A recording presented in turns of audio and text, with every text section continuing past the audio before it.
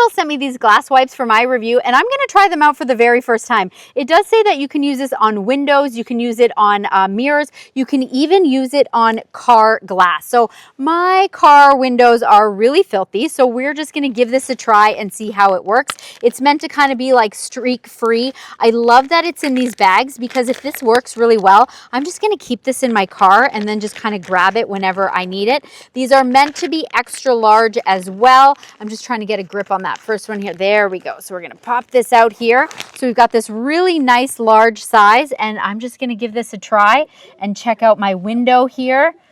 I mean, it seems to be, well, I've got some really caked on dirt here. So let's see if I can, oh yeah, that was pretty simple. And then we're just going to kind of give this a wipe here. Oh, that's, I don't know if you can see that, but that's pretty filthy. And that came off quite easily. This is really nice. This is really a lot easier than using any kind of spray. Then you're left with, like, look at this. Within seconds, it's dried. There's like no streaks all over the place.